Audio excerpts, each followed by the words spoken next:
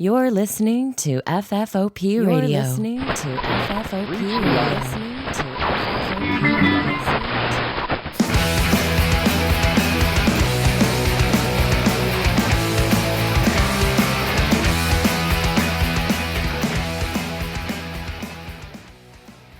To the show. My name is Dave.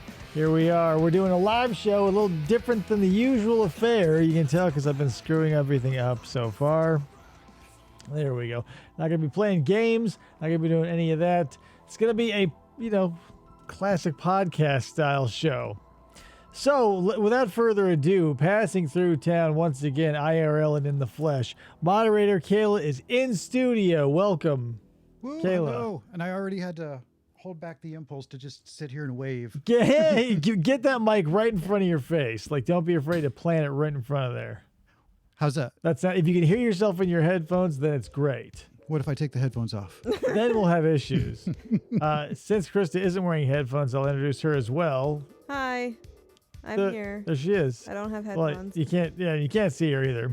No, well, you never can. Yeah, you're two producers. You're in for a treat. Two producers on this episode.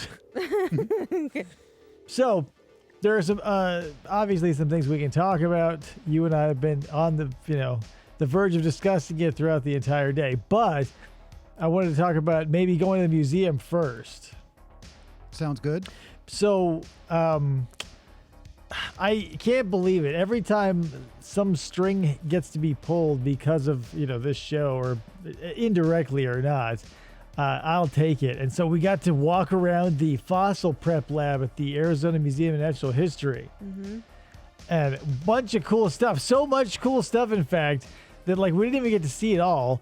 I completely missed one of the things I was promised, but that's okay. I don't hold it against him.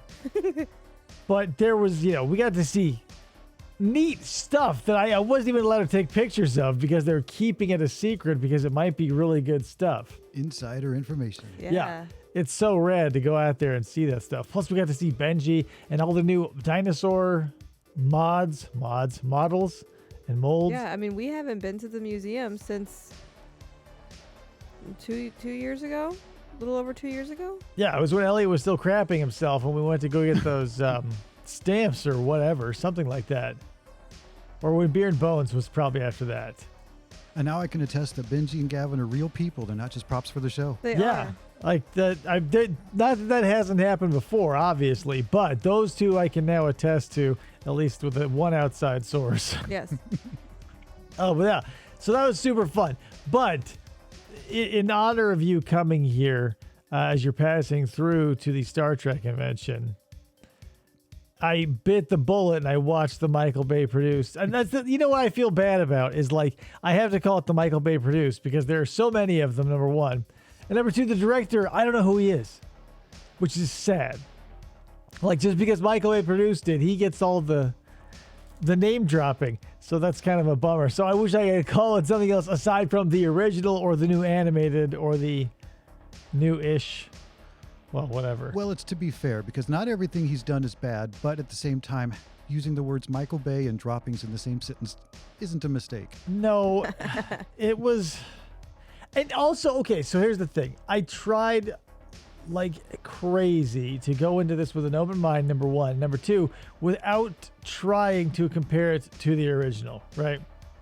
Because I knew if I did that, if I were making it obvious that I was going to be looking for the differences, it would have made me miserable. So I just sort of rode along with it and pretended I knew nothing about the Ninja Turtles. Mm-hmm. So I just waited for the movie to fill in all the questions that I had as the time rolled by on the clock. And I'll be damned if 2 or 3 of the biggest ones never got answered. And I think that's my problem with it. I'm not going to pick on the CGI even though it's not good. It has not held up and that movie is not old. How old is that movie? 2000? Maybe 5-7 years at the most. Yeah. So, okay. So was it, well, yeah, I don't even know. Cause it came in and out of my mind, faster than you can believe. But I was telling you while we were watching it, it feels like a cutscene from Far Cry, or it feels like something from one of the other Ubisoft games. It 2014. okay, so yeah, I knew it was in the teens. Director is Jonathan Liebsman. And whoever is that guy, so sorry, I don't know him. He's a household name in his own house. Yeah, in his own house. I see what they were going for, right? And I was always hopeful that the horniness of Michelangelo was less than advertised, right? Because every time Andy would talk about it, he would say how horny Michelangelo was, and he came off super horny in the trailers and stuff. So as we were watching it, and he's actually hornier than depicted in the lead-in material, I was like, oh my God, this is worse than advertised. And I said this too, and I have to tell you, because everybody's probably overlooking this. If you watch the Michael Bay produced Turtles, everybody goes, oh, the nose is weird, right? The nose. Their faces are weird, the noses are weird. It's not that. I mean, it is that, yes, but that's not the sticking point. The sticking point is the lips. Like, they're turtles, and they have human lips, and that's the thing that is putting us into the uncanny valley. I'll accept holes, because turtles have nostrils, right? But to forego the beak shape whatsoever, again, I don't mean to invoke the original, but I have to. They had turtle-shaped faces. They weren't just like green painted, flat-nosed weirdos. But The power of mutagen. oh God. And that's the thing about it too, is like it was semi the opposite of everything the original was. Now that I have to work it backwards, instead of being like this was such a well-lit movie. It was never even an aspect of it to be like, oh, look out, you stay in the shadows. They didn't say stay in the shadows, they said stay underground. Because, and I see why. Splinter knew that this New York City that we were inhabiting is constantly lit 100%. So there's no, nobody ever fought in any shadows. I felt like that was kind of a bummer. Well, the shadows come in the sequel. It's called Out of the Shadows. How did they come out? There was never any to come out of. That was the problem. In the first one, they fight in pitch black. All you can do is sit and listen to them kicking ass and hearing, all the stuff. And they go, wow. In this, even when all the lights go out, it's like, oh my God, it's so scary. It's lit from 10 different sources. And it's not left to the imagination when you're seeing the giant turtles jump and everybody's like, oh, I didn't see a thing. I still have to buy it as an audience member. I get the video or the visual medium of film is such that they don't want to leave people in the dark, literally in this case. Nice pun.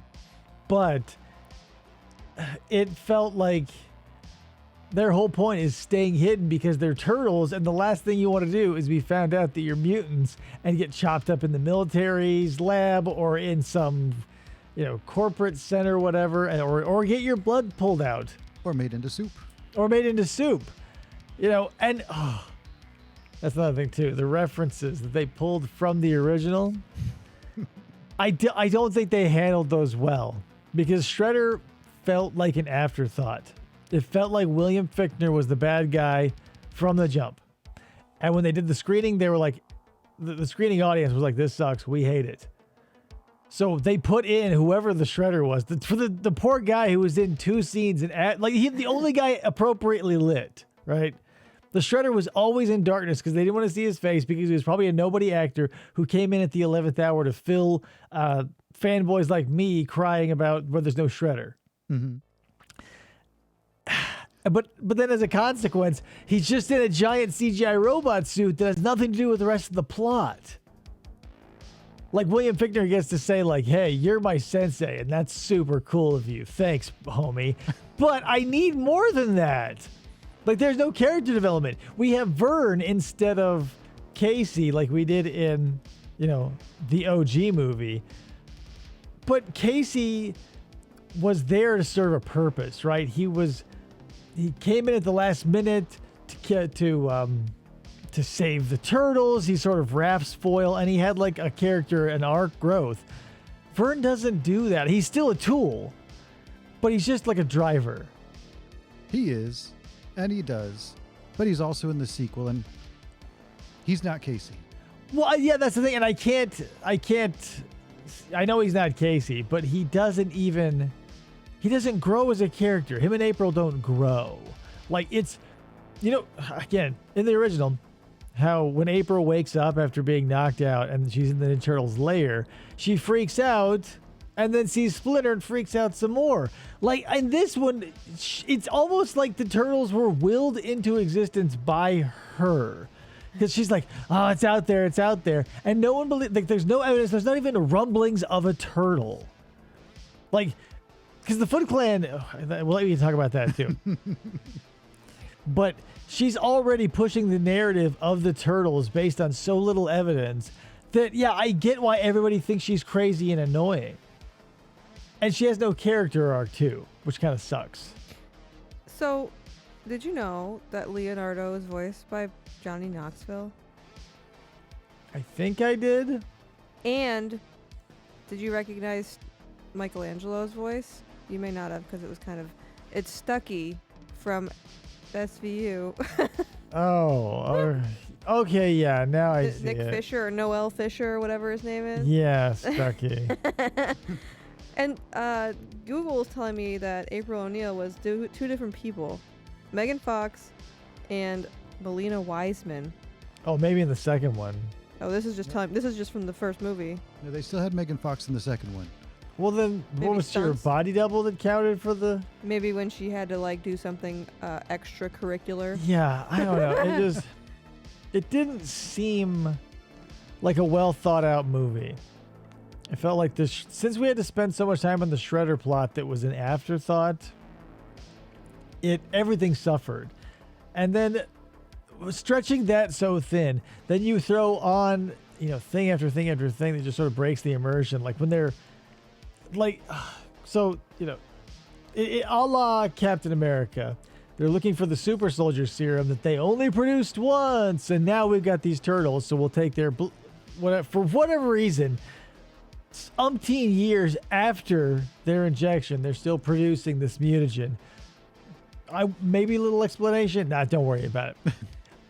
What we'll do is we'll bleed them dry right now. So we'll get at most like 8 or 9 quarts of blood instead of keeping them alive and having as much as we want all the time, because it's obviously very valuable, because they're willing to drain these scientific marvels to get it.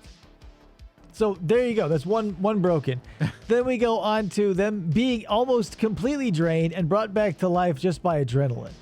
And when that shit wore off, you should have still been like, oh yeah, half or more of my blood volume, gonzo. Well, and why also don't they just take Splinter too, because he has the same shit in him, right? Yeah, that's the thing. It doesn't make sense because Raph gets collapsed, something collapses and it crushes Raph, and they're like, oh, he's dead. Oh, yeah, we checked. Trust me. Who took his pulse? I don't see a goddamn thing. And then, I guess, but that was what I was waiting for. I was waiting for the justification of why not Splinter, because even though their backstory is completely changed, Splinter and Oroku Saki, a.k.a. the Shredder, still have a rivalry. And it's played out through, I think, 3 encounters and one explanation of how bad a guy the Shredder is.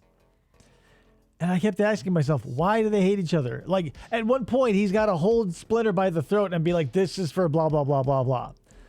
Because, I mean, as we know in the original, he's the pet of Hamato Yoshi, who is killed by Oroku Saki, and then he attacks his face and everything. So there's at least a little bit of backstory there, how petty it is. There is a piece. This is just like, whatever. The Shredder just didn't like Splinter. But here's the thing, they had a personal grudge against each other, right? Despite the fact he never knew Splinter as a cognitive being. Because we saw April drop those turtles and that rat untransformed into the sewer. Right. And then we get confirmation that William Fichtner and the Shredder had no idea they were still out there and alive because they all shit their pants over it. Right. So, what did Splinter do as an unmutated rat to piss off the Shredder so much that he held a grudge for 18 years? You got me. And thus we have problems with this movie. It feels like how they do, what's that action game? I guess it doesn't matter, but I feel like they built the set pieces and the action first, like that, the snow sliding, truck snowboard scene where like they're light as air going down the mountain, but when they want to run into a Humvee, they're as heavy as meteors and coming twice as fast and taking as much damage as whatever. It just felt, I don't know, the Foot Clan having guns too I had a problem with. Because they're supposed to be ninjas. But they're not ninjas. They're not even the Foot Clan. Because the Shredder was an afterthought. This was supposed to be Ninja Turtles versus Billionaire. And they tried to put the Shredder in, and they were like, oh, well, we'll call the Thugs Foot Clan. Even though they have, like, military garb, nothing is purple, they don't wear the sign of the foot, and they carry guns. Like, the cartoon guys carried guns, but they were lasers. To let us know that everybody was a robot. This felt like... Okay, did you see the 2005 one? No. Okay. Same basic premise. None of the old villains come back. It's the same old turtles, but the Shredder has been vanquished, so this is a new part of the tale. And Patrick Stewart is this immortal guy who is part of 4 immortal beings who were like the best warriors ever, who could live forever, and they ran around fighting wars. Something happens and 3 of them get turned to stone, and the last remaining one is trying to find out how to get them out of this curse. So, through one mystical bullshit reason or another, the Turtles are involved in catching 12 mystical monsters that are released into New York. So it's a brand new story. And it's just what we have here, essentially. It's the Turtles versus Billionaire plus. So it was a billionaire plus he was an ancient war god. This is, what we would have had was just William Fichtner, the billionaire, but the plus is now the Shredder who never does anything other than fight the Turtles and hold a grudge to a regular rat. So I can only think of one explanation. I'll hear it, because anything is better than what they offered, which was nothing. The only explanation is this is the kind of movie you get for $2.50 on clearance at Walmart. But here's the problem with that, though. Like, yes, I do. Yeah, I agree with that wholeheartedly. The problem is that when you're pitching this movie, like Michael Bay wasn't pitched, hey, eventually it'll be $2.50 at Walmart on a double disc with the sequel. Like, he didn't go sold. Like, I want to know what led them to believe that this was a good idea, because it's like they're more than just the Turtles also. It's like the Jurassic Park franchise now, because it's like plus. And the Ninja Turtles were as strong as regular dudes their size. Essentially, dudes who just worked out. But in this universe, the mutagen made them legitimate superheroes. Like, their strength is like not legitimately feasible for their body mass. And they are huge. So that's saying something. But it just sort of goes unaddressed because we needed Shredder to be in a giant robot suit. Shooting giant blades out of his hands. Yeah, with the blades. And it was like... they didn't stop. Like, it was just an unending amount of blades. Yeah, some of them were coming back like boomerangs. Yeah, it's the core should be the heart of the story. Like, in the first and the second, to a lesser degree the second one, The Secret of the Ooze, it felt like we were led in like as a part of the city. The intro is that report from April O'Neil about the robberies and all this other stuff going on, the increased crime wave. And it's the Foot Clan that is the big bad mysterious thing. April's on the verge of finding out that all of these crimes are committed by one single organization, and that being, voila, the Foot. It's not like, yeah, the news is being like, well, the Foot did it again. The Foot, like, if the Foot were being blamed for crimes, they'd be the worst crime syndicate ever. Like, if they're leaving cards being like, yep, courtesy of the Foot. Like, if you're so famous at crime, you're getting reported on by name, you're doing it wrong. But if they can't do that because we're introducing the turtles, not the foot. The one virtue of the last movie it had the cartoon lead up, so everybody knew who the foot was. We didn't have to explain them. And since the foot weren't supposed to be in this one to begin with, then it feels doubly clunky. But that's the thing. I think the problem with this one versus the old one is it was trying to be its own thing, but for whatever reason, I can't blame it on the fans. Maybe somebody higher up was like, no, it needs the shredder. If it could have been its own thing, because Mike was too horny to be the original Mike. Like it was too, like the whole Batman reference I thought was a little hilarious. Yeah.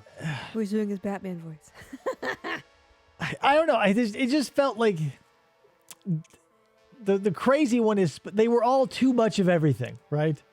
Like Donnie stood out as the ultra mega smart one, but he never really did anything. He just explained something after the fact. Like they were all pretty aggressive. They were all zany to a certain degree. They were all pretty clever when it came down to it. So it wasn't like they each had their own archetypes to stick to. So they sort of had their edges sanded smooth. Like in the original, when Raph leaves, he gets pissed. He goes, screw you, Leo. I'm going to go on my own. That feels earned because he's angsty and he wants to be violent, but Master Splinter's holding him back. In this, he's just a dick to be a dick.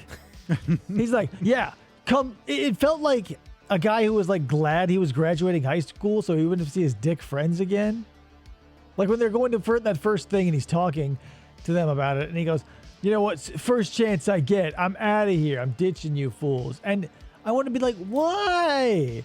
What's happened? But it's telling over showing because we have so much more shit to fit into this movie now. Because we get to like, when do you think would have been an appropriate time in this movie at its pace to have a slow scene like the one where they're waiting for the pizza in the first one? Like that plays out pretty slowly, but I would say it's ultra important in building the characters. When Donnie rolls up on his skateboard, it immediately sets the vibe and the mood for them without them having to be like over dialogue heavy or like really being one dimensional. But we get what's going on. It just felt like we're rushing, and it felt like every time Vern popped up, it was because he owned another car. Like when Casey Jones shows up every time, he's there to serve a legitimate purpose to move the plot forward and or, be that saving grace, the Deus Ex Machina. But Vern shows up as like a horny guy with a car and ends the movie as a horny guy with a car. Yes, he does. I don't have an answer for that. Oh, well, no, there's no answers. I'm just trying to get out my feelings of it because it's so... And that's the thing. It's not poorly made. It's not poorly written necessarily because of the pace it necessarily has to keep up with. Like, it's not hard to understand. It's not super stupid. But... It's too fast, and it also feels like too long. Like that whole the snowboarding scene on their shells and stuff. Mm-hmm. While cool if it were a Transformers movie, it's not like the style and speed of a Ninja Turtles thing. I feel like that could have been used to push our characters. Again, to then circle back. In the first one, Raph leaves because he's angry. In this one, the other turtles get kidnapped, so Raph doesn't even get the chance to explode. Like, you see that he's headed toward that. We get the rumblings, right? He goes, as soon as I get, postseason, summer comes, I'm out of here, fools. I'm moving upstate to be, work my acting career, whatever, whatever his excuse is. Like, okay, we're telemarketing. We're telegraphing he's gonna blow his top and we're gonna see him be the hothead and run off. He doesn't even get the opportunity. Like, the other three get kidnapped, but they still play it off as if it's like an earned thing. Like, I understand how important family is now. Like, it's the Dom Toretto era of family enlightenment. That actually just means nothing. Because when he shows up to save him, he and Leo, who've been butting heads for seemingly no reason through the whole movie, they give each other that look and they go, family, essentially. Like, they both turn into Dom Toretto for one scene. They go, family. Oh, brothers. And I go, well, that's all it took? Like, if all it takes for you to like understand the weight of your relationships, the only ones you have is you lose them for like 8 minutes because they're kidnapped. The more you point out that's wrong with this movie, the more I'm starting to build a theory that the entire plan the whole time in creating this was that they knew they were going to make a sequel. Because a lot of this stuff, Shredder and Foot Clan notwithstanding, but a lot of the rest of the stuff that you mentioned feels like the first movie is there to plant the seeds for the second movie. But at the same time, I feel like if you watch the second movie, you're still going to feel disappointed. Right, but here's the thing. I cannot experience art in seed form, right? Like, I cannot see the second movie and appreciate the second movie here in the present where they're planting the seed of the first movie. It's the only problem. Like, a lot of things get the benefit of the doubt because of hindsight. Like, if a trilogy really works out, you can go, whoa, but... So maybe you should have watched the sequel first and then watched the first movie as a prequel. But then it's like, who? But I would still have questions because here's the thing: in the cartoons and the comics, in the original movie, they have a tie to Asia. They are part of, they are victims of crime, part of the immigration to America. So they bring the Japanese culture with them. After Hamato Yoshi is killed by Orokusaki, Splinter carries on that tradition, so you can understand the ABC, plus him knowing martial arts because Orokusaki and Hamato Yoshi, ninjas. This is so not that. It hurts because it's... First, we find out April basically was at the helm of this whole thing. She got to pick their names. Everything that made them is now on April. Goodbye backstory. And then so she goes, hey, the lab's on fire. And instead of keeping them, which, they're her pets, essentially. She has come to love them as her own pets. Even though her dad's dead, she's like, oh, get into the sewer. And that's your best option? Well, her dad's dead. She has to be able to fend for herself. How can she raise dependents at the same time? Well, why was she at the lab? Yeah, when also, her dad was good point. Set it on fire. She's there, like, during the fire? What? But again, we have to glaze past so many things that don't make sense to keep the one thing that I wanted to talk about alive. So, moral of the story is, we get to see the progression of them in this, just like in the original, where they're mutating and growing slowly, and they're staying radical and stuff, and being ninjas and shit.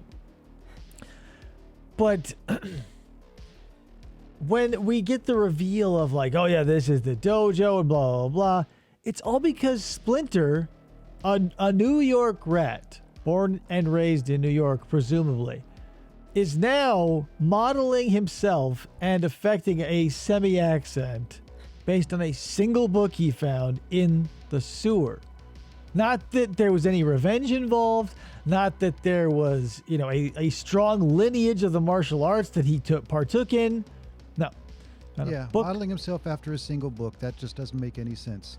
Dianetics.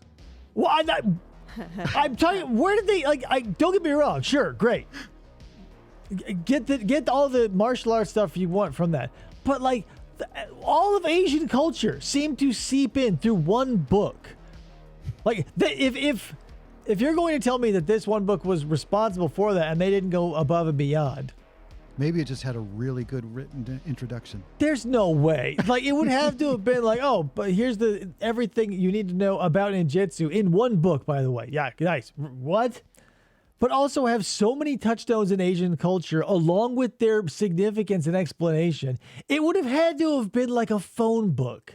Maybe the sewers led to Asia Town or Chinatown area in the mid-north. In the middle north. In the middle north. And he went up there and saw a dojo and he saw all different Then Asian... show me that. Then that's the thing. If we've got a backstory, show it to me and or give it to me, or even just tell it to me like you're going to do and did do everything else. Because it was tell, don't show. Yeah. Okay, so then do that. Don't leave me like that. That's the thing I get with all you people on this goddamn show. You go, well, what if? There shouldn't be a what if, unless it's a mystery that ends in to be continued. I want all my questions answered. Why does Splinter and the Shredder have a beef? Yeah, that I couldn't tell you. Don't know. Why? Can't even make something up for that. They're probably both vegetarian. But why was April O'Neil as a child allowed in such a high-level clearance scientific lab? And not only that, to like bring pizza in to feed highly controlled animals. Like, these are scientific experiments. It's not like they're in the back of a fucking Petco, like doing it in their off hours, would like send away chemistry kits. Like, is there no rhyme or reason? And when and that's the thing. I'm only mad in retrospect because while I was watching it, I was fine. I was waiting for the questions to be answered. But the more I had to sit and stew about them because I was left wanting, I go, well, what the hell are we doing here? Why do you guys hate each other? Why? Because even to, because like in the comic, right? He is, I think Hamato Yoshi is human and turns into the rat form and not the rat that turns into a human form, or vice versa. It doesn't matter. But at least there's a connection. And this was just like, since everything was an afterthought. Allegedly. My gut tells me that it was the Ninja Turtles versus William Fichtner. And because otherwise, why would you only have the Shredder in 2 scenes unmasked? He's supposed to be the big bad of this universe, but he's literally in 2 scenes where it's just him and Will Fix, and Shredder's face is completely in the dark. Yeah, he's not even casted as a person in here. It's just the Super Shredder that has an actor name. If he was a driving influence, as he should be, if you're going to reboot this thing or do whatever you're going to do with it, if you're going to include the Shredder. You would have him front and center with a known actor. Even if it was a wink to camera, you would do it. But he's a nobody. He got filmed in a closet while someone held a big piece of cardboard over the light to keep his face out of frame. Now it seems like a good time to remind the public that this is a live broadcast. We have an active chat, and Michael Bay can freely answer these questions at any point. Oh, yeah, Michael, if you're waiting in the wings, please chime in. But he was just the producer. And I wonder, produce some answers. Yeah, what was it that got this? Like, because it feels like a property like the Power Rangers, let's say. Oh, RJ Snacks is in the building. What's up, man? RJ, are you Michael Bay? Are you you his Michael Bay? representative? Are you RJ Michael Bay Snacks? Oh my God. What was I saying? Yeah, I guess it doesn't matter. It just feels like, oh yeah, okay. So like a property like the Power Rangers, right? That's been a solid, popular thing for going on 1 million years. I get that because you can swap out the kids, and inside the costumes, you can swap those people out all the time. Mm-hmm. And so you can have a natural revolution. The Ninja Turtles keep coming up and they keep surfacing in different parts of the time stream that they don't belong. Like the Ninja Turtles are products of the late 80s, early 90s. And every time they try to be teenagers in any other era, it feels disingenuous to me. RJ says, I represent Mike Bay everywhere except a court of law. Oh, so the men's room included. Ooh. Like if there's multiple urinals with no dividers. So, yeah, that's the thing. There were too many. It was pomp and circumstance over a story, a cohesive story. I wish it I'm his were. cougar. Say what? RJ says I'm his cougar. Oh, God, his bathroom cougar. You're his urinal bobcat? My God. I don't know. It felt like even in the first one and the second one, they still felt like characters. And this, it didn't feel like they were handled right. Like they didn't have. Maybe that's the thing that I was talking about earlier. They didn't have individual personalities, but not only that, They didn't have enough screen time interacting with each other Right. that we got any of that. Right. Like I said, you probably won't be happy watching it, but this feels like they were just dropping the seeds to try and create more of it in the sequel. Or at the very least, whoever was in charge watched this one and said, what the hell are you doing? Let's do better in the sequel. I hope that's the case because But yeah, Shredder just may be have been an afterthought. I enjoyed it as a whole. Not Not really on a whole, the caring little about the SOBs. the stories of the other movies. The weirdest part for me was that Michelangelo was very over-sexualized with what's her face, April yeah, with O'Neil. April, that was the other weird part about it is like, oh yeah, they have to be like real teenagers, but what like. But they're teenagers. She was probably like what, in her 30s? No problem. Maybe But late 20s. If you're a teenage guy, trust me, you're not like, oh no, you're in your 30s. No way, Megan Fox. But the problem is the species thing. Like, Well, yeah. I don't know if attraction would be innate or something mutated along the lines of human receptors as they grew, but it still feels weird and wrong. Yeah, but they probably also realized that there's not going to be any other mutated human or turtles anywhere, so they have to. But they eventually do. Like, Venus wasn't the only girl turtle that was out there. There's girl turtles? Yeah, there's Venus, who was in the next mutation or the next generation or the whatever you want to call it. The live action one that lasted like 2 seasons. The Next Generation or TMT DS9. Yeah, TMNT Voyager, where Leonardo and Janeway both turn into salamanders and make love in a pond. Chakotay. Human turtle relations is what made Krang. That makes no sense, RJ. Krang is a brain, and you don't even know how tall the Mousers are, so get out of here. They're with that like shit. birds. They're not like birds. Jesus Christ.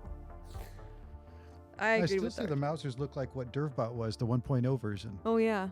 Well, Dervbot 1.0 was just a xenomorph ripoff, Yeah. which I think those are two essentially. Anything with a beak, you can pretty much lay at the Like feet a of. bird.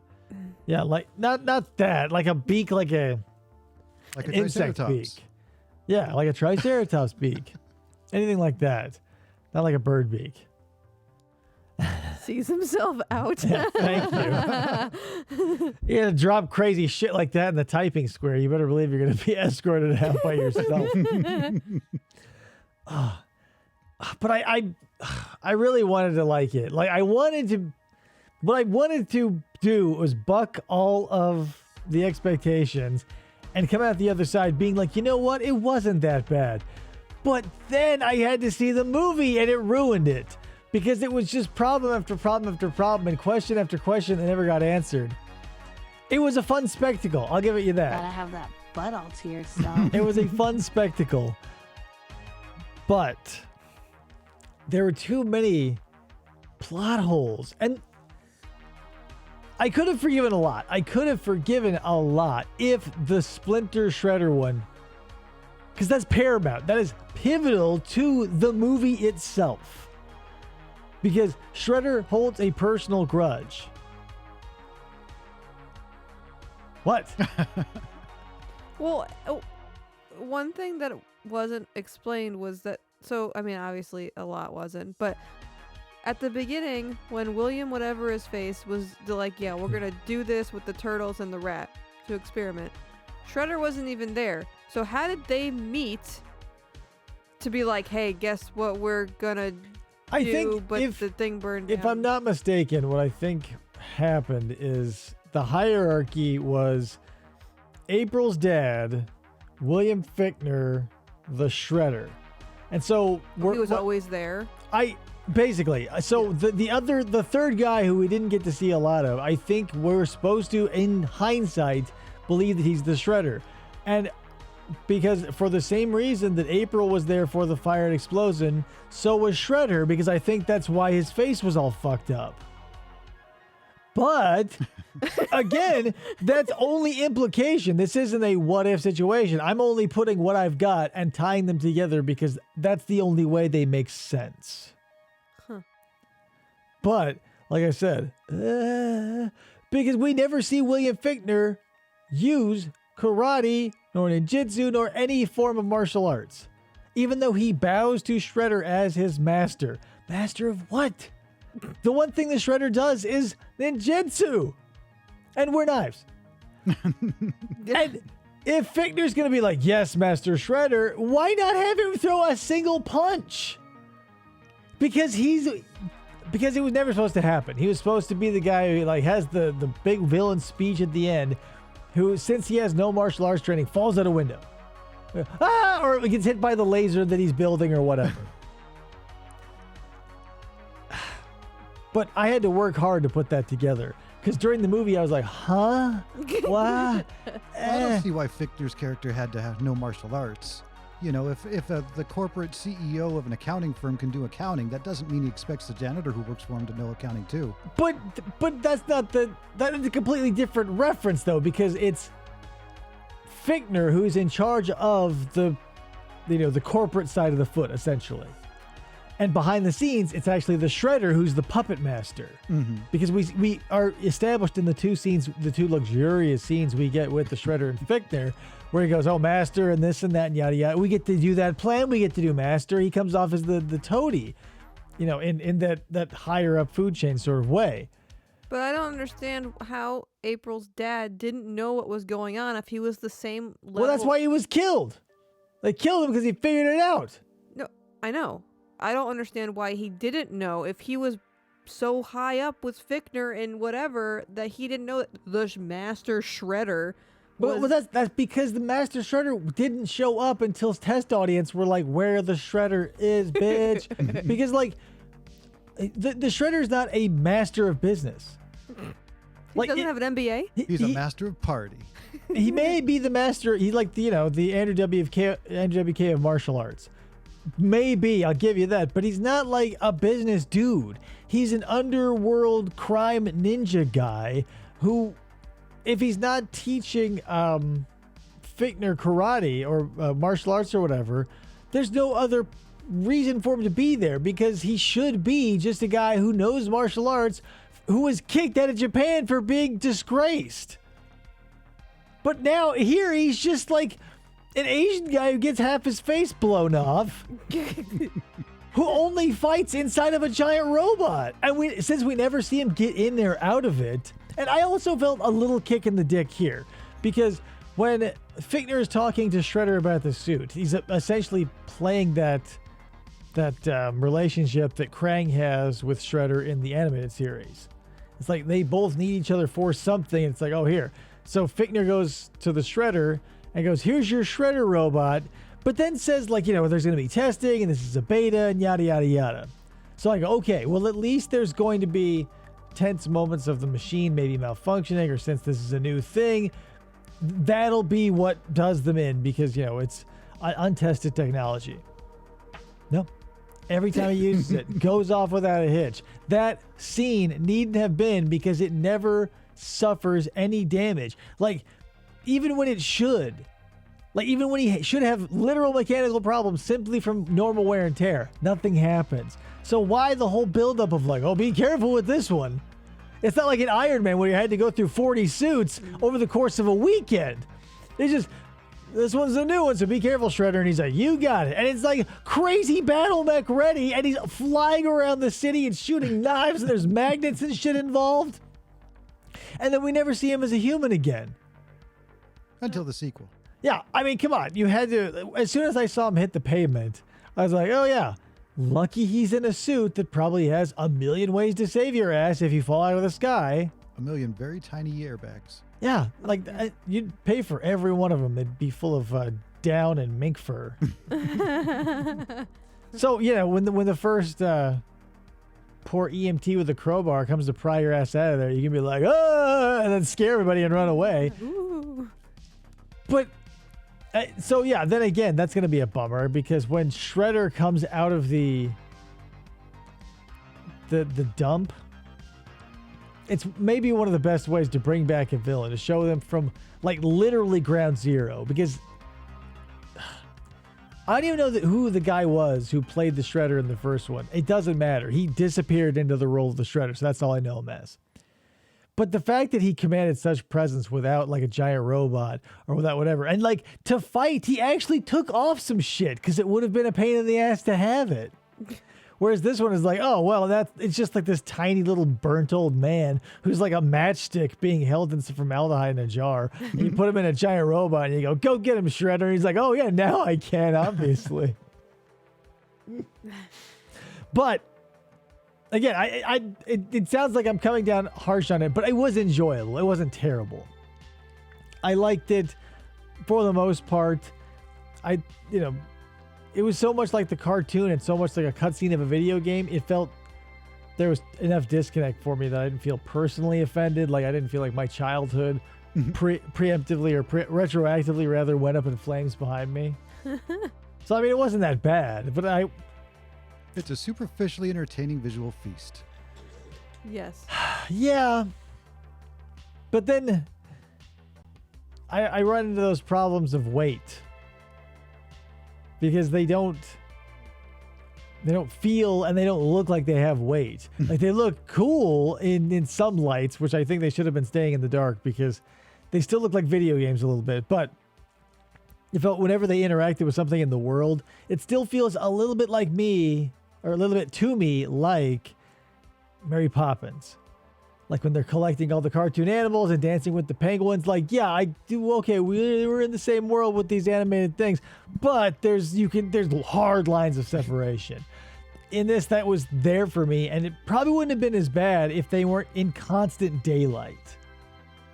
I loved the elevator scene where they were all dancing, singing. That wasn't bad, and that was the thing too. Like there were genuinely fun and compelling scenes that. When you notice them, they're slow. It's a slow moment they're taking riding up in an elevator that gradually builds. And so it's such a relief in between all the yelling and the screaming and the jumping around and the telling of plans, the running over here and the excited telling the things to Whoopi Goldberg and everything. It's just like the movie's constantly straining to take a breath. So the only memorable moments are the ones like that where it's quiet, nothing's happening, and then something fun just sort of spontaneously builds. Yeah, and I like Whoopi Goldberg. I don't know if I don't like her as the boss of April. I don't know why. It just struck me as weird, and like the whole scenes with her explaining all this crazy shit that should have sent her to the nut house to Whoopi Goldberg just seemed very strange. Yeah, and that's the thing too, is like in I'm sorry to do this again, but in the original, April is keeping that shit to herself. Like she finds out about the turtle, she finds out about the Foot Clan. She put that shit on lockdown. Well, in the original, wasn't April already a respected reporter?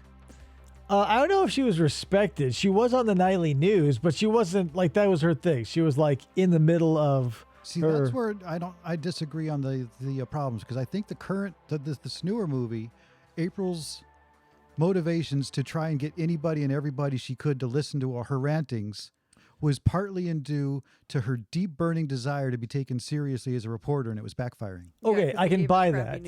Yeah. I can buy that. However, if your drive is so strong, why does it not drive you to collect anything that you know you will need as a reporter, namely fucking evidence? Like, I get that the thing had to be shown in a montage for us, where we get like oh, whoa, you're turtles, and I happen to remember old notebook, yada, yada, and we see that montage. So here's what I expected after that montage. She'd go through all the books, all the pictures, yada, yada. Like we saw the crazy person board with the red string and shit. And so when the boss, Whoopi Goldberg, comes in to be like, hey, I expected a well-read, well-prepared something to get some credibility, because again, you're so dedicated to being, a reporter and proving yourself, and the news is your thing. And then have that montage of like, oh, memories and hard evidence, such as binders. To then, at the end of that, like, so what do you got? I don't need to be like, and still be fucking crazy. It's and a blurry photo. Yeah, and then at the end, when she's like, okay, so you still have nothing, and now you've wasted my time twice? And then April has to go, yeah, I guess so. That doesn't come off well. Like, April is so clever in the first one. But here she's like, because I don't know how she got on the, because that's the thing. We just get, we're in media res where we already are past the point where she has heard through the grapevine. And thankfully we never know what that is, right? But she heard from somewhere that there's a vigilante out there kicking the ass of the Foot, a highly secret ninja organization who should not be making the news. Doing. So we don't even get that part. Like, she doesn't hear from a homeless guy who's like, oh, I saw. She just goes, I hear tell up in the old Appalachian Mountains that there's a vigilante. And then just on a hunch goes to the one place where they are and then lucks out further because it's not one, but four. There's light everywhere. And then, unlike ninjas, they hang out 10 feet from the place where they just busted all the crime to loudly jump around braying like jackasses and slapping each other on the ass and slapping fives. Threes. High threes, sorry. But like you're supposed to wait till you're in the sewers to do your celebrating. Like, Splinter wants you to stay in the darkness. He doesn't want you to be like, hey, that would be like if you break up, like you're in the convenience store, right? And you're a secret superhero, but you don't want anybody to know your secret identity because of the obvious collateral damage, a la to your family. But in this case, to you personally, because you're a giant mutant turtle, it would be very interesting to science and the military, etc. After, like, you're in the circle, okay, the person up front pulls a gun, be like, give me your money, bitch. You run behind the Funyuns and pull your thing on and be like, and like, punch the guy so hard his head swivels around 3 times and you go, save the day. Because he accidentally shot the guy in the shoulder, so you had to take affirmative action. Mm-hmm. And then you run outside and go, that's it for me. And then, like, duck behind the ice machine, pull your mask off and go, ha ha, what a crime I just committed. And then, like, FaceTime people and talk about it loudly. Like, and then the cops show up and you're like, oh, they must be here for the crime that I, what? Get the fuck out of there. And then, well, they're still teenagers. You can't expect them to be able to think for themselves completely. Bullshit. Okay, so here's the thing. They have superhuman everything, so I'm not going to buy that.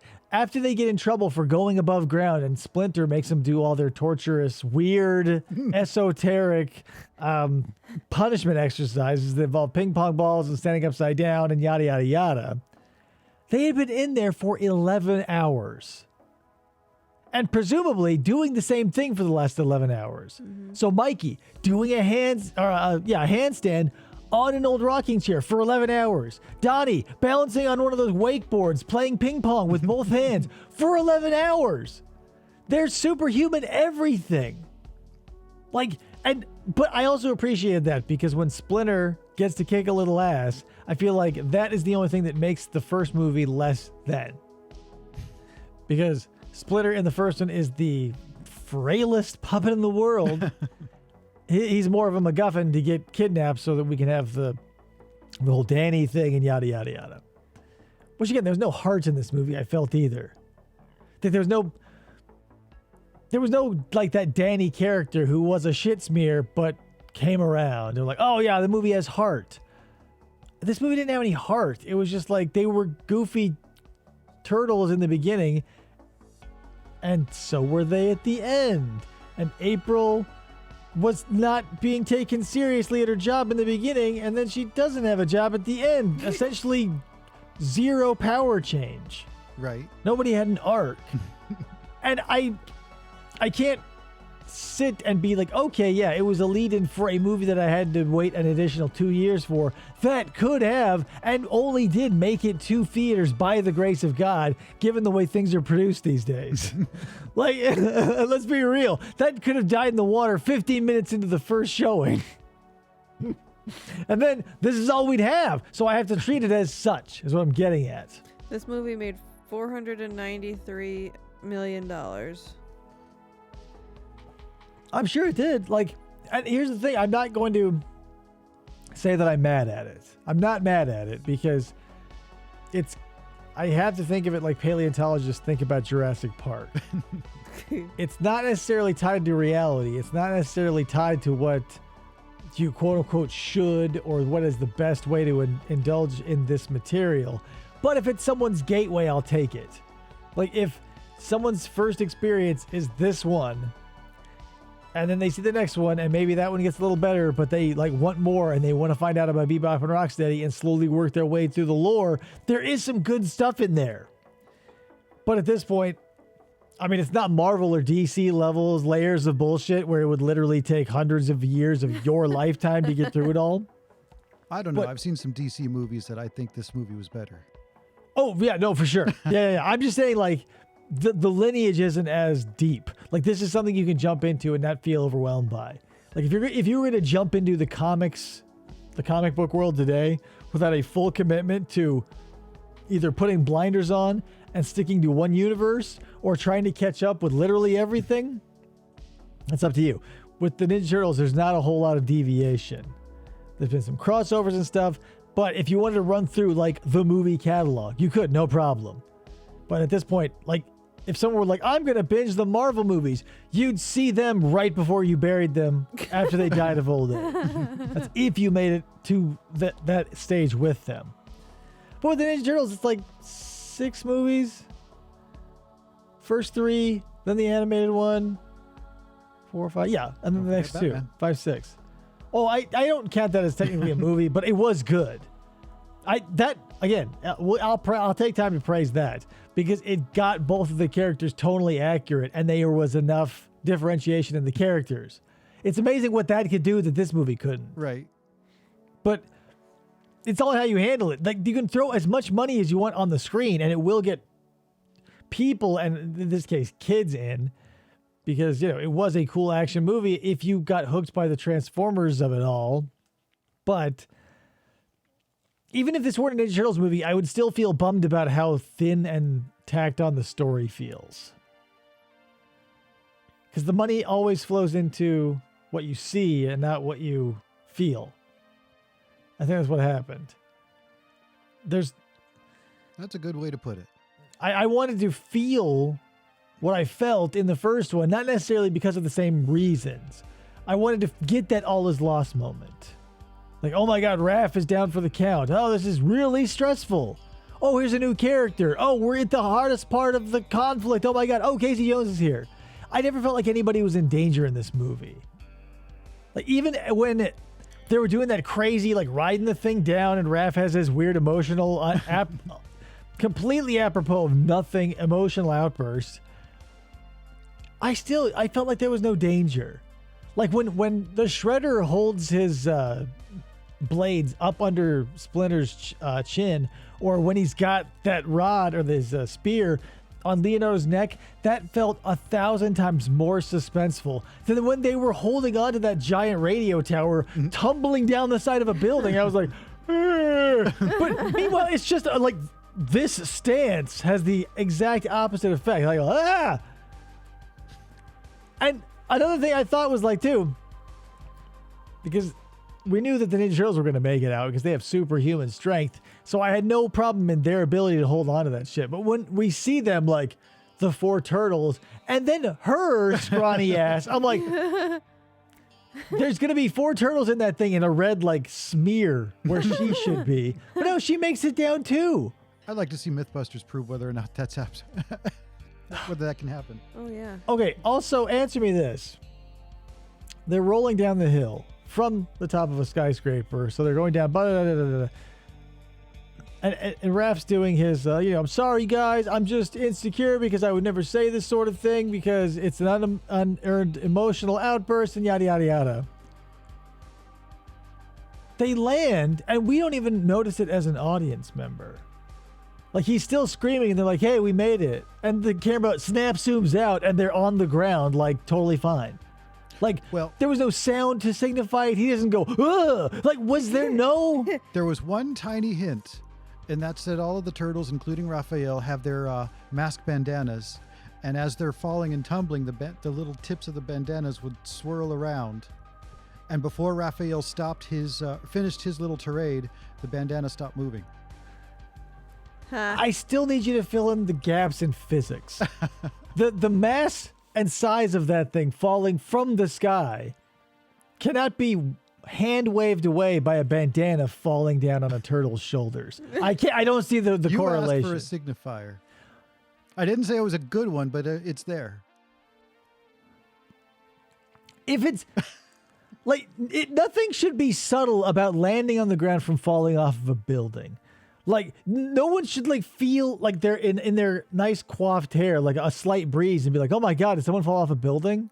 No, there would be like there would be dust and shit, explosive, like, bam, shrapnel and stuff. But no, they're just like, "Hey, it's like as if they were riding the tram at Disneyland, and he's flipping his shit, and they go, "We're at Space Mountain." He goes, "Oh," and he just walks off. Like, but that was a running gag of this thing too. Is like a lot of these jokes were misfires. Well, the other thing about that scene that I noticed you haven't said anything about, and it's possible that I may have misunderstood when I was watching it, but there's a whole deal about the whatever the nastiness that tower was supposed to release. The turtles are trying really hard to keep it from falling in the first place, because if it falls onto the ground, it's going to decimate 10 city blocks. No, yeah, that's the thing. I don't think they did anything to alleviate that. I It only just have. happened to not explode when they hit the bottom. Here's my problem. I only have so many ways in which to express how many ways this movie is crazy, and I'm going to miss a lot of it because it is batshit insane from soup to nuts. Like, there are so many things that just don't make sense that are hand waved away because the price tag, or because it's the property, or because it's whatever. And if this were any other property, I maybe wouldn't care as much, but since I was forced to watch it because of the branding, it felt, and while we're there, it felt off-brand. These didn't feel like differentiated turtles. They didn't have the lineage they should have. Like, imagine if instead of like Daredevil's origin, because the turtles sprung from the Daredevil origin. Pretty much. Imagine if the Daredevil origin, like, it wasn't anything like that. He was like just walking along one day, and an old lady who was holding two sewing needles or knitting needles, like, accidentally fell forward and jabbed him in his ears, but they were made of like plutonium, and he got irradiated earbuds instead of being blind. He was like deaf with like visual sonar. Like, yeah, that would be like a completely different property now. So I cannot sit idly by and have this lineage, this Asian lineage that goes all the way through till just now being like, oh, well, now they just really love Japanese culture because of that book they found in the shitter. Oh, I got Twitter alert, text alert. I watch Hello. porn. Oh, hello. Hello. Yeah, I don't know. It was just like I said, I wanted it to be good. It should have been. It should have been. I don't know. It should have been more than it was, but it had to bow to too many masters, I think. It was trying to be its own thing. It was going to be its own Ninja Turtle verse millionaire thing, but somebody was like, you need the shredder. They listened, and it was stretched too thin, and now it does feel like a placeholder for somebody's idea that they haven't had yet.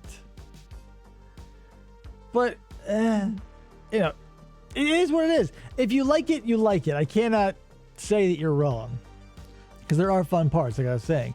Well, this movie's accomplished two things. One, it had enough of an effect on you that it got you thinking. Mm-hmm. And two, it made you appreciate the original movies that much more. Oh, there's nothing you can do to make me appreciate them more. It's just other things look worse as time goes on. But that's the thing too. The original trilogy has a steep drop-off point, and it's very big for each one. And I feel sorry for this one because it could have been its own thing. It would have been boring. Like, because consider this now, if it's just William Fichtner and his Foot Clan, which aren't the Foot Clan, but just like guns for hire military dudes, what's the big finale? If there is no big Shredder fight, because he was obviously an afterthought, now what? Was it William Fichtner in the Iron Man suit? Like, did he get pushed out in favor of Oroku Saki just as a name drop? Like, because William Fichtner could just as easily have been with Jeff Daniels in Iron Man when he makes his own Ironmonger suit. Could have been that. He could have been like, hey, I'm the Shredder, but I'm sure. Jeff Bridges. Jeff Bridges. Who did I say? Jeff Daniels was Dumb and Dumber. Oh, yeah, Jeff Daniels, Jeff Bridges. Yeah, Jeff Bridges. Yeah, you know when Jeff Bridges is shitting on that toilet when he gets diarrhea after Harry, Lloyd Christmas gives it to him? Well, the dude abides. Yeah, he does.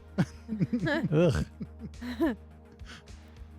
But man, that's the thing. I'm more disappointed than anything. I'm not angry at it. I'm more disappointed because I wanted to have my expectations dashed, but I don't want to be that guy who's always right. No, I don't want to be that guy who, even though I am frequently right in these scenarios. You don't want to be the guy who's always right. It's just the burden that's thrust upon you. Yeah, with great power comes great responsibility. And the problem is we've moved away from narrative, and so now movies are an experience. It's like a big sound and light show, and people like fireworks, but I don't go to them when I want to see characters develop. I go to them when you want nothing more than just flashing lights and colors. And I don't think movies should be relegated to just that. Like, there could have been some development between Will Arnett's character and Megan Fox. It wouldn't have been canonically accurate, but you could have done it. Right. Especially if you're going to get rid of Casey Jones, this like ultra masculine dude, against this ultra feminine lady like April. She probably went to a liberal arts college, and Casey Jones grew up on the street being like, "Oh, I don't hit a woman, but I will smack a bitch," saying shit like that. and like them coming together and one toughening the other and one softening the other. We had that build over time, and we go, "Yeah, that was earned." But at the beginning of the movie, Vern's like, "Hey, it's me, Vern, driving the van." And at the movie, he's like, "Hey, it's still me, Vern. Now I'm driving a car." It's better for the environment. Not really, because he keeps blowing them up, so all that smoke from all the fire has to be worse. I mean, it'd probably be easier just to drive the vans instead of letting them blow up all the time. Yeah. I don't know. It tried to flesh out places that I don't think needed flesh. Like in the original, there was no trying to convince her boss of that because it just felt like needless busy work. Like if she knows about them, then she should know to get the evidence. When April in the first one got the evidence, she knew to shut the fuck up about it because her life was at stake and she wanted to hang out with giant turtles, which obviously. But it seemed like Megan Fox's April O'Neil, I know common sense or like self-preservation tactics. It just felt like she was like, "I'm going to get a story." And it's like she's walking around with her eyes crossed in the middle of one of those big warehouses where all those dudes are toting guns and with their masks. She's like holding a notepad with like a cap with a twirly beanie on the top. It says press on the side. She's like, "Can I ask anybody a question?" It's like gunned down from 4 or 5 different directions at once. She didn't feel clever. She's supposed to be a reporter. She's supposed to be like, streetwise. She just felt like. Well, she wanted to be a good reporter. I think all of this explains why she wasn't. Okay, so this art mirrored reality in this situation because I remember watching an episode of SVU where a rich girl took on the life of a high-class prostitute as some study that she was doing. And so she sold her rich car and disowned herself from her parents because they didn't want her doing it. And so she went around having sex for money and she gets murdered. And that was based on a real case that happened. But I forget where I was going with that. Shit. But it felt... The reality of it is it shouldn't be like it is in reality. We've got Ninja Turtles here. They shouldn't be doing... anything. I don't know. I don't know how to describe it.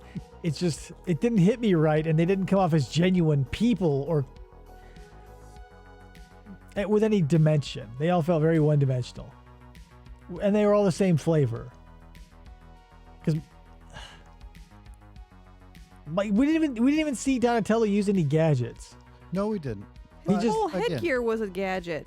I don't give a shit. And Just because he wore glasses, he knew how far everybody was away from things.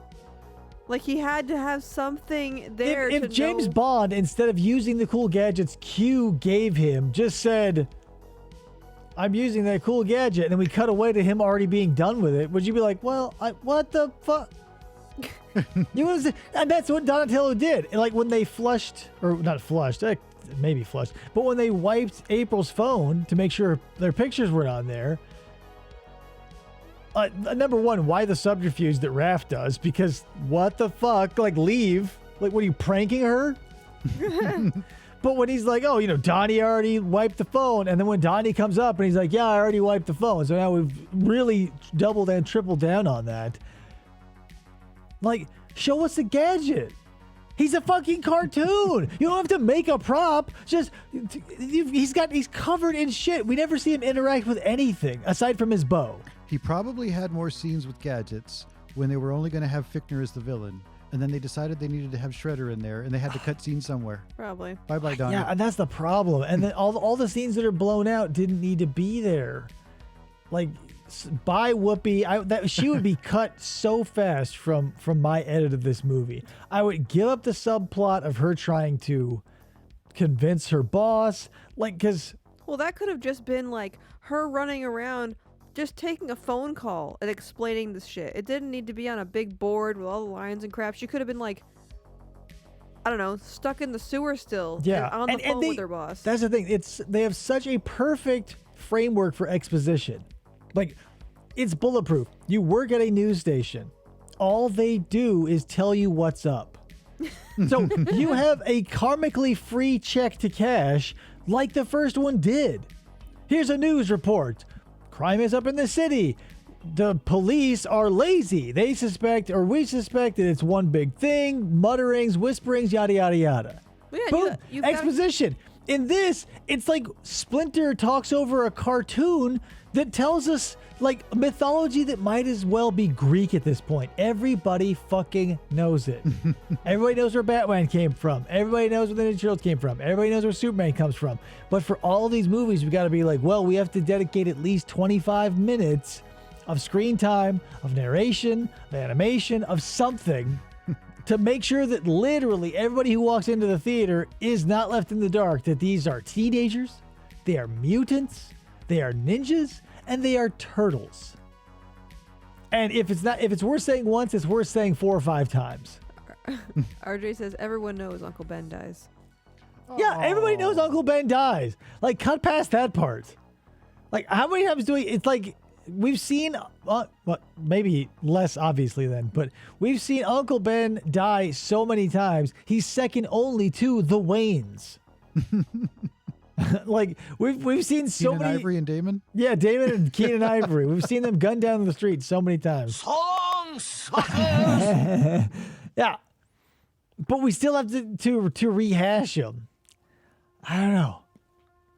Like, I would, and this will never happen, but if we're going to go crazy one day and we're going to reboot it again, pull from the actual cartoon series and do the Hot Rodding Teenagers from Dimension X. That shit never made sense, but I always enjoyed it. I'm not worried about it making sense because they're from Dimension X. There's so many ways to write yourself out of these plot holes that nobody in this movie thought of for a second. It almost felt like they didn't know Ninja Turtle mythology. It happens. Maybe that's it. They were probably like, oh, they're superheroes. We'll write a superhero movie for 4 characters and it'll be boilerplate, but they'll just slide in all this shit. And so when they were like, hey, test audience, what do you think? And the first guy was like, where's the Shredder? And then everybody else pulled out their switchblades and was like, yeah, where the fuck is the Shredder? They're like, oh, it'll be in the next draft. And then they had to crowbar his ass in there, into that suit, literally, probably. And so unceremoniously.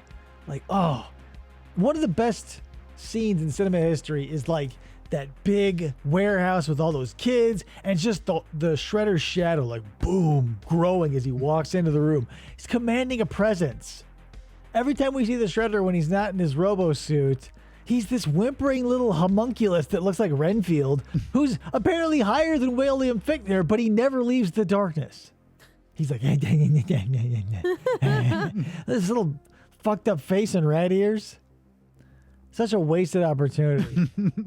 Like, this man clawed his way out of the garbage and then turned himself into a super mutant.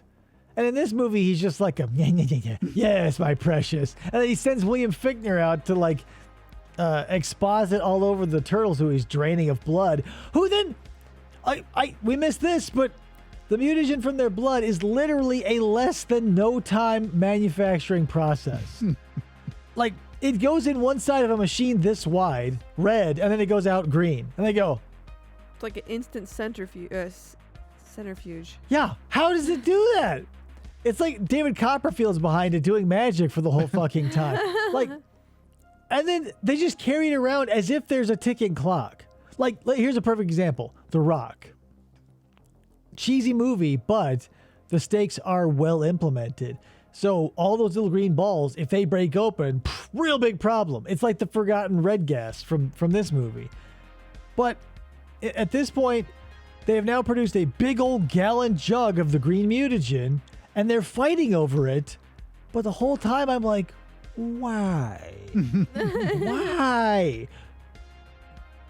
Because it's an inert substance. Like, it works against the gas or whatever that was going to be released. So without the danger, it's now just a thing. But they fight over it like it is, it is the thing they need. Didn't they need it to help Splinter? Well, no, because Donnie had a little thing of it. Like, he thought ahead and somehow got a sample. So all of that chase where they're trying to get it from each other, the back and the forth and the bobbling of the thing before finally the shatters and all the green TCRI mutagen goes, I'm going to go, oh, woe is me. Nothing was lost because there was no stakes to it. The gas wasn't released. There was no one to save except for Splinter, who was completely taken care of because Donnie had some in his fucking bat utility turtle belt. Yeah, this movie does not work well when you sit and think about it. I tried to do it as little as possible, and I thought, oh, it's fine. But the more I think about it, the more I go like, what the fuck? Even beyond watching it, where I'm like, huh? The big questions were big, but now these little questions are all big questions now. It's like, oh, what? But again, still, I can't say that it was bad. I complained, but it wasn't bad.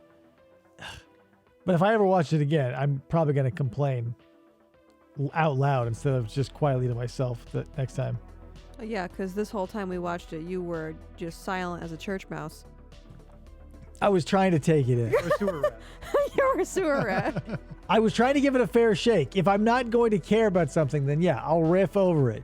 But I wanted it to be there. It's kind of like everybody has those movies on their radar or books or whatever the case may be, where it's a classic. It's so great. It's blah, blah, blah. Everybody reads it, blah, blah, blah. That reputation is bound to push a few segments of the population away, simply, number one, to buck the trend, or it can't live up to the hype, or for whatever reason. And that's where I'm at with a lot of this stuff.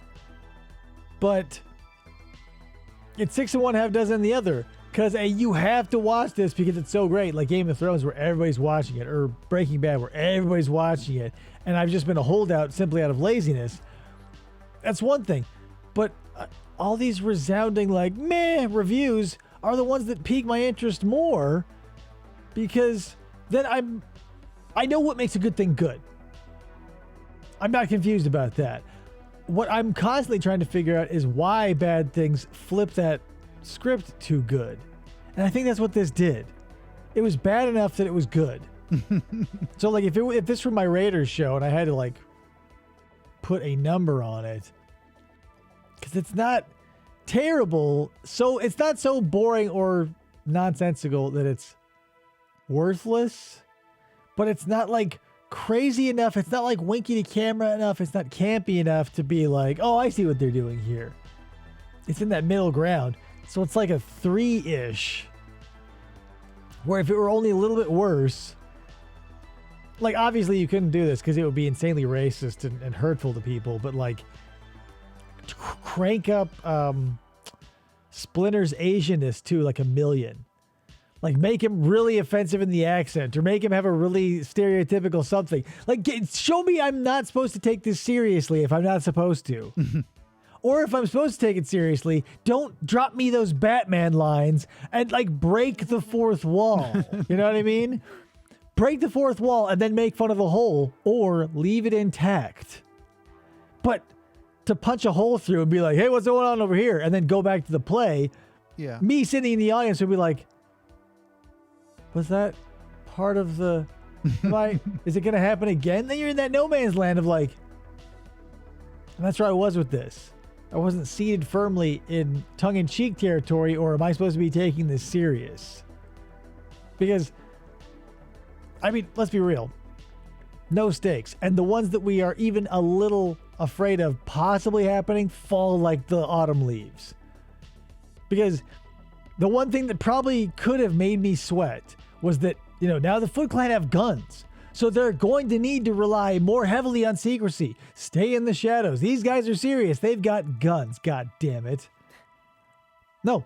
They're just like, hey, everybody, instead of running away from the bullets or being stealthy or being ninjutsu, you know, inspired moves and all other shit, they say, well, let's turn around and wait for death. That's what they do. And then they accidentally find out they're bulletproof. And then they're like, oh, yeah, son. And essentially give each other high fives and what's-ups. And then they go back to fighting. Yeah, it worked for Shazam. But did it? It didn't work for me. I'm telling you, as a viewer, when I saw that shit happen, I was like, okay, I'm willing to them, you know, that maybe this is their first encounter with assault rifles. Sure, I'll buy that. But everything leading up to that, like their stealthiness going away in favor of cowering in the fetal position as you just get horribly gunned down from behind. Like, these animals can do handstands on rocking chairs for 11 hours. They've been training the art of ninjutsu their entire lives from that one perfect book.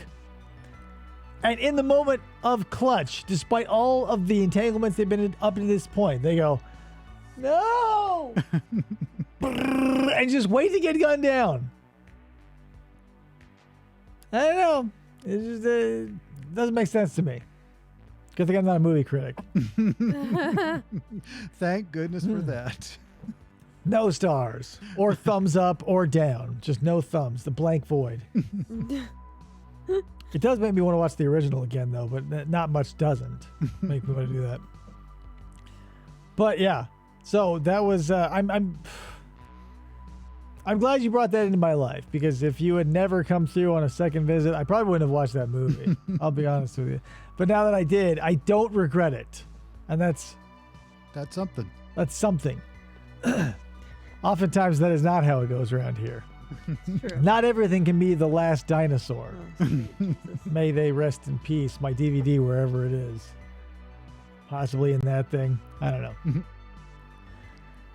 But anyway, that's probably about it. Let's call it a show. Kayla, do you want to do like plugs or anything? Well, not quite a plug. Hold tight, listener. Oh, what the? I have a little something for the FFOP studios. Hooray! Okay. This is actually a surprise. I did not know this was going to happen. FFOP, please help in glitter. Whoa. A callback to an episodes old school gone past, reference. and it's reversible. Hashtag Flamingo Friday. That's shit. awesome. Oh, man. You know, it's so nice to have something that people can relate to now. I spent so much of my youth being like, I like the Ninja Turtles. I like the Hulk. I like this. Flamingo sticking wouldn't have been my first choice, but I got it. So, but it works because I love them. You can't really see half the stuff in here, but There's a lot. it's a lot. That same color as the guy who held the sign too. Little known fact. Boy, oh boy. Well, okay, so let's. Do you want to plug your Twitter? You're in writing community, so if you want to get interested in that, I know you're always there for support new writers and everything. Absolutely. Yeah, I'm definitely involved with the writing community on Twitter. Sometimes that's all I'm involved with in Twitter, but I'm still there. Kayla Storyteller, ending with an A because Twitter doesn't give me enough spaces for the entire word. Married and looking for fun, 31313. Yeah, and people who know this show know that you and I have taken part in round robin type experiments, which were super fun. They're still sitting right there for me to record one day. God willing, one day I will. my speaking voice, when you're speaking and you're going off the cuff, you can cut yourself slack with all your vocal tics and whatever. When you're forced to read something and it's written down and all of your voice is now inflectionless because you're focusing so intently on the words and not fucking up, it's a bizarre experience when you have to listen to yourself and be like, who's that? So that's why another reason I've been kind of putting it off, because I feel weird listening to the robot me do it.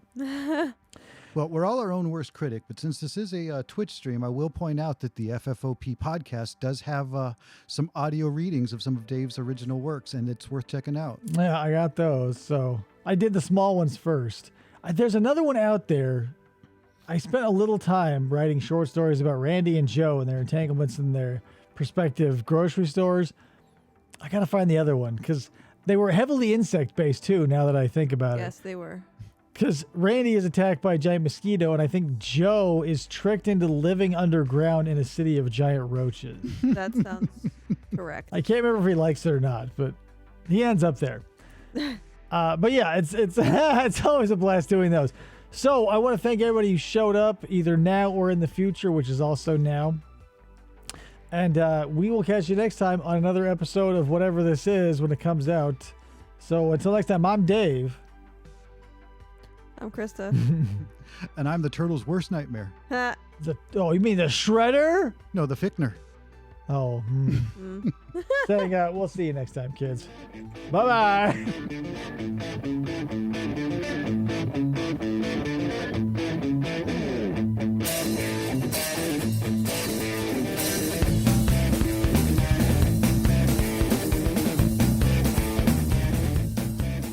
For the try to